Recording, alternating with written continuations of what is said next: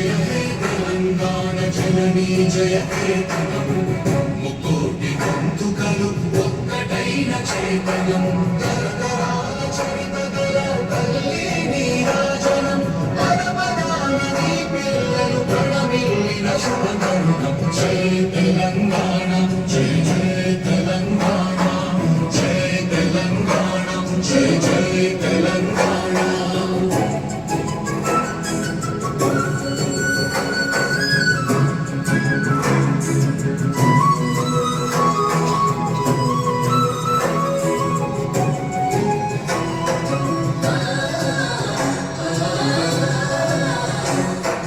జానపద జనజీవన జావళీలు చాలువాన కవిదాయక వైతాళిక కళల మంజీరాలు జాతిని జాగృతపరచే గీతాల జనజాతర అనునిత్యము నీ గానం అమ్మ నీవే మా ప్రాణం జయ తెలంగాణ జయ జయ తెలంగాణ జయ తెలంగాణ జయ జయ తెలంగాణ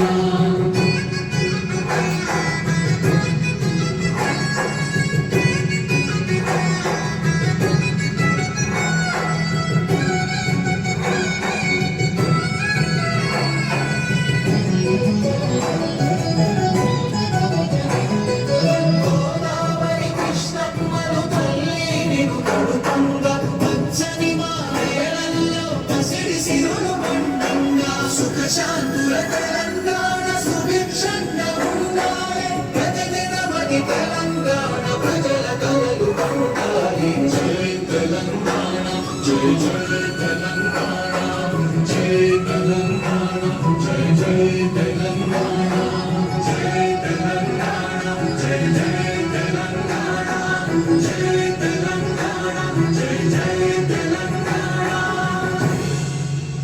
కాకుండా మనము ఏం చేయాలి ఇవన్నీ చాలా మటుకు చేయడం జరిగింది. దానికి సంబంధించిన సోషల్ మీడియా ఇన్ఫ్లుయెన్సర్ మన బడాదింగలో ఏం పేరా మనకి తల్లి జయ జయ జయ ఆ అమ్మాయి చాలా ఇన్స్టాగ్రామ్లో యాక్టివ్ ఉంటుంది. ఆ అమ్మాయిని కూడా ఈ దీనికి సంబంధించిన దానిలో పిలవడం జరిగింది. ఈ కార్యక్రమం మనది, ఇది గ్రామ స్థాయిలో మండల స్థాయిలో అదేవిధంగా మనము ఎంత ఎఫిషియెంట్గా మనం అందరం ప్రజాప్రతినిధులు అధికారులు ఒక బండికి 2 చక్రాలు లాంటి వారు. ఒక చక్రమేమో ప్రజాప్రతినిధి అయితే ఇంకో చక్రము మన అధికారులు క్షేత్రస్థాయిలో కావచ్చు మండల స్థాయిలో కావచ్చు. వీళ్ళందరూ సమన్వయంతో పనిచేసినప్పుడే ప్రజలకు మరింత సౌకర్యాలు ప్రజలకు మరింత మేలు చేయడానికి అవకాశం ఉంటుంది. దీంతో పాటు ప్రభుత్వం కొత్త పథకాలు కూడా మనకు పెట్టడం జరుగుతుంది. ఆ కొత్త పథకాలకు సంబంధించిన నెక్స్ట్ అకాడమిక్ ఇయర్ నుంచి ఏప్రిల్ 1 నుంచి ప్రైమరీ నుంచి ఇంటర్మీడియట్ వరకు అల్పాహారం పెట్టడం జరుగుతుంది. అల్పాహారం సంబంధించిన కొత్త పథకం అంతేనా? అల్పాహార పథకం కూడా మనము ప్రారంభించడం జరుగుతుంది.